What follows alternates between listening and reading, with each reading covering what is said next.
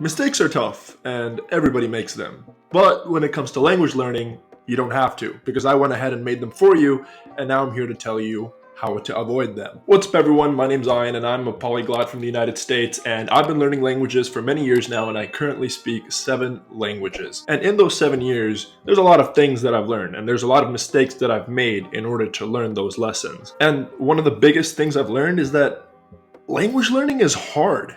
If it were easy, then everyone would do it, and everyone does do it, and everyone makes mistakes, and yeah, it's a mess. But today, I'm gonna tell you 5 of the top mistakes that I see people make and that I myself made when learning a new language. And hopefully this video will help you start learning a new language on better footing than I did or than most people do when they first start. So without wasting too much time, let's get right into it. Now, I'm making this video from the point of view of an English native speaker because English is my native language, but the things that I'm going to tell you can be used for any language and can be useful for anyone regardless of what their native language is. So the first mistake that I see people make and that I tend to make when learning a new language is comparing the language that you're learning to your native language. They're not the same thing, but we do it anyway. And why is that? It's because it's uncomfortable for our brains to process a new way of thinking. It's just uncomfortable. And so we try to find parallels between our native language and the language we're trying to learn because our brain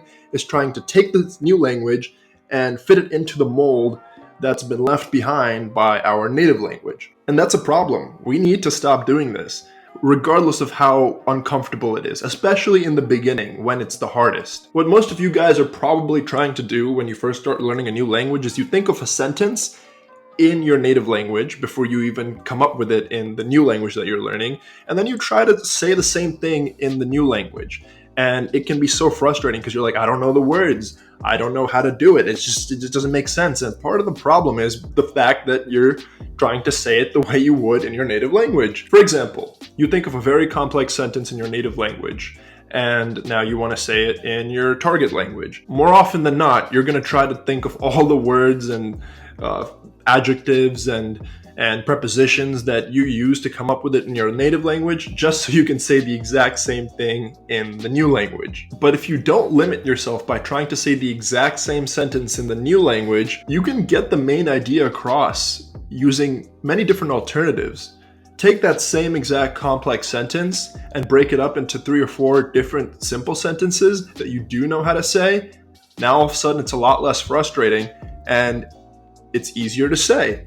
So now instead of sitting there and like pulling your hair out because you can't say this very complex sentence, you can find alternatives that you do know to get the idea across. And that makes things just a whole lot easier. Basically, stop limiting yourself and stop trying to say the same sentence in your native language in the new language because they're not the same. Number 2 is being afraid to make mistakes. And honestly, this is kind of a no-brainer that I think a lot of people say, but I don't think a lot of people really think about it. When you're afraid to make mistakes, what you're really doing is saying that you're afraid to use the language. And if you're afraid to use the language, well, you're not going to get any better at it, especially when it comes to speaking, because speaking is the best way to get better at a language and the best way to use a language. For example, let's look at babies. It's no secret that babies and young children are able to learn languages a lot faster and a lot better than people that are older. And why is that? Well, because babies don't have egos like us. Babies aren't afraid to get embarrassed or humiliated when using the wrong word or saying the wrong sentence. They just speak. It might not make sense, but they just speak. And these babies speaking in what starts out as gibberish will slowly start to get better and will slowly start to speak in a way that makes sense because they're using the language, they're practicing, and they're not being afraid. Now imagine if you, watching this, who I'm assuming is not a baby, did the exact same thing. The results would be amazing. And that's one thing that I've learned personally in learning each of the 6 languages that I know besides English, that you have to kind of become a baby. Speak the way that you know how, even if it means making mistakes. Number 3, the third mistake that I see a lot of people make, and the third mistake that I make a lot myself, especially when learning a new language that's unrelated to English, is trying to memorize words. Now, if you go to school or college and learn a new language, which I'm sure many of you have, you'll realize that they just make you sit there and read books and try to memorize large vocabulary lists, but that's not the best way to learn a language. No wonder people take these classes and come out not really knowing how to speak. The best way to memorize vocabulary is not to outright memorize it, but to find mnemonic devices and tricks that can help you recall the words when you need to. Whether that means using the context to recall what the word means, or using a cognate with your native language or a language that you already know, that's the best way. For example, let's take Spanish. I'm a native English speaker, but Spanish obviously has a lot of similarities with English. And so that's one tactic I use to memorize Spanish faster.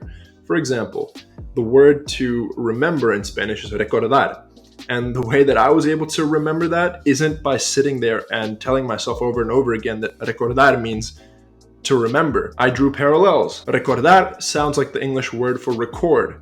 You record something so you can remember it. That's how I remember the word. And so every time I encountered the word recordar, I knew that it meant to remember. And those are the kind of tricks that you should use to memorize vocabulary, because outright sitting there and trying to stick it in your head isn't going to work, and it's probably really boring. The fourth mistake that I see people make is not speaking enough. And I guess this kind of goes with the second point that I made in this video, but it's true. People don't speak enough. They'll spend so much time reading or writing for different reasons. Maybe that's just how the curriculum is. That's just what you're able to do. Or maybe you're not able to find someone to speak with, even though the internet exists. Or maybe you're just afraid. Either way, if you're not speaking, you're not optimizing your ability to learn. You need to speak. If you don't speak, you're not going to learn the language well. Now, of course, grammar is important. You got to know how to say things right, but you can know how to say things right, but then be completely lost in a conversation because you just didn't do enough of that. And the point of a language, at the end of the day, is to speak it. That's kind of how languages started. It was a way of verbal communication. Now, the best way to do this is to find a language partner. You can do it online. You can do it in person. There's really no excuse these days.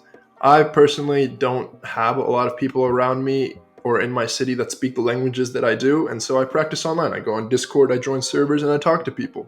It works. Number 5, the fifth and last big mistake that I see people making, and that I sometimes make to this day, is focusing too much on the accent. I think when people start learning a language, they really want to sound like they can speak that language because, you know, it's impressive, or perhaps you want to sound like a native, whatever your reason may be. People focus too much on the accent. People try to pronounce words or imitate the accent. And sure, you know, that's good. You should have a good accent. You should be able to pronounce things well. But if that's the first thing you're focusing on when you start learning a language, you got another problem.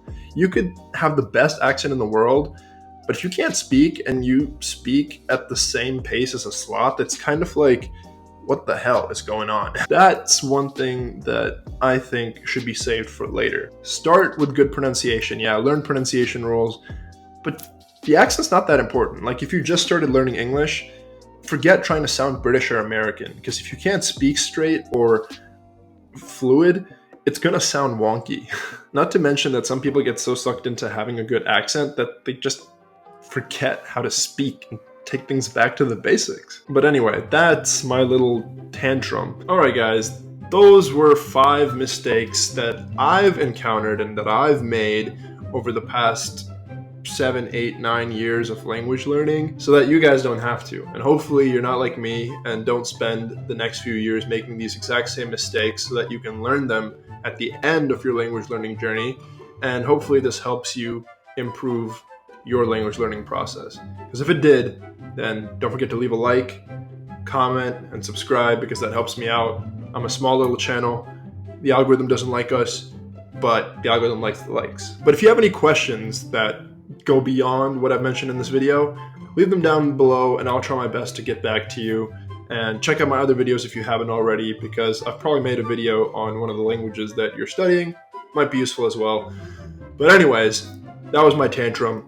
Thanks everybody for watching, and I'm going to end this video here so that I can catch you in the next one. Take care, everyone. Peace.